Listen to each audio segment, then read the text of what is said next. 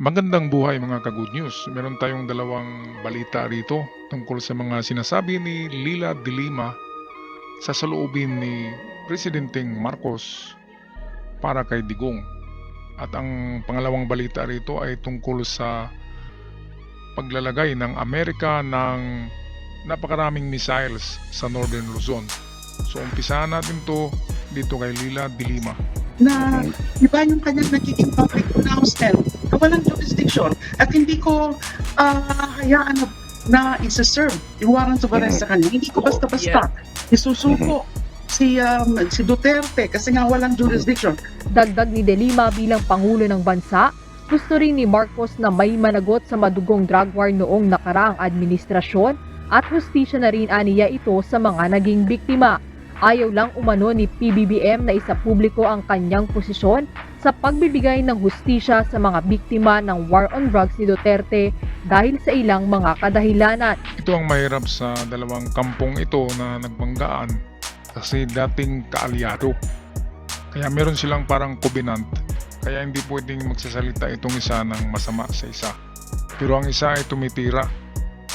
Kaya parang merong isang tahimik lang at merong isang maingay.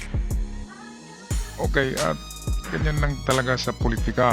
Dapat go with the flow at wag yung go against the flow. Kaya ito, antayin na lang natin kung anong mga mangyayari sa mga issue na yan. Ang delikado diyan ay kung papasok nga yung sa labas na kaso diyan, yung warrant of arrest galing sa Amerika. Yun ang kinakatakutan ng lahat, pati na yung kampo ni Digong at ng kampo ni Marcos, kasi medyo magkagulo yan at mawawala tayo sa issue ng West Philippine Sea. Kaya mayroon ding napakalaking issue na susunod or nakaabang lamang. Ito yung issue ng West Philippine Sea Balikatan 2024 ng Amerika at Pilipinas na mangyayari sa Northern Luzon, malapit yan sa Taiwan. Kaya nababahala ang China dito. Okay, so ating panoorin ang balitang ito. Tinuligsa ng China ang deployment ng missile system sa Pilipinas. Nasa Northern Luzon ang mid-range capability missile para sa military exercise ng tropa ng militar ng Pilipinas at Estados Unidos. Ito ang balita. Nagpahayag ng pagkabahala ang China sa pagdadala ng Estados Unidos ng Mid-Range Capability Missile System o MRCS sa Pilipinas. Kasalukuyang nasa Northern Luzon ang missile system para sa military exercises ng Pilipinas at Estados Unidos. Okay, bakit nababahala ang China dito? Hindi naman yan ipupuntirya sa kanila. Yan ay dipinsa lamang natin dahil sa paghaharas ng China at pananakot nito. Dahil ang Pilipinas ay walang capability na magipaglaban sa China. Kaya kahit yung Binham Rice na nasa na talaga Pangasinan ay inaagaw pa rin. Kahit pasok na sa teritoryo natin. Kaya siyempre lalapit tayo kay Uncle Sam para respetuhin naman tayo ng China. Ngayon kung nandito na si Uncle Sam, isasabihin niya na ng China na bakit tayo hihingi ng tulong. Saan ba tayo hihingi? Di ba? Klarong-klaro naman yan. Nakakaluko tong China na ito. Sabihin na lang natin natatakot na sila kasi nandyan na. Naglalagay na nga ng mid-range capabilities missile. Ang mga missiles na ito ay mga high-tech ito. Mas high-tech pa ito sa pinadala doon sa Ukraine. Kasi ito iaabot sa China. Kapag kinarga ito sa mga barko, ang mga missiles na ito ay pwedeng aabot makarating sa China. Kaya nababahala ang China. Kasi marami na tayong missile plus yung pinadala pa sa atin ng India na mga BrahMos. Kaya hindi mangyayaring landslide win ang giyera ng China at Pilipinas. Meron ding malalagas na trupa sa China. At hindi tayo pupunta lang sa kadiliman na tahimik lamang, kundi meron ding pakikibaka o baka mangyayari ang katulad sa World War II na dito natatalo ang mga Hapon mismo sa Pilipinas at baka maulit muli ang history na kapag sasakupin ng China ang Pilipinas, baka dito nga sila matatalo dahil kay Uncle Sam. Napakatagal na allied natin yan, na amigo ang Amerika. Bakit tatalikod sa atin yan? At bakit tayo tatalikod sa kanila? Noong World War II ay back-to-back tayong nagipaglaban sa mga Hapon. Ngayon sa mga China na naman na mananakop. Okay, so yan lang ang aking reaksyon. Patuloy tayo sa balitang ito. Ang deployment ng missile system ng US sa Pilipinas na tinutuligsa ng China. Kauna-unahang pagkakataon na nag-deploy sa bansa ng MRCS na may kakayahang maglunsad ng Standard Missile 6 at Tomahawk land attack missiles.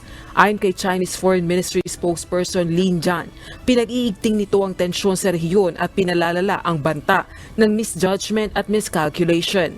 Hinikayat din nito ang Estados Unidos na respetuhin ang security concerns ng ibang bansa at tigilan ang pagdadagdag ng banta ng military confrontation. Dagdag pa nito, dapat iniisip ng Pilipinas ang tunay na intensyon ng Amerika at hindi dapat nagpapagamit, lalo na't security interest ng bansa ang nakasalalay.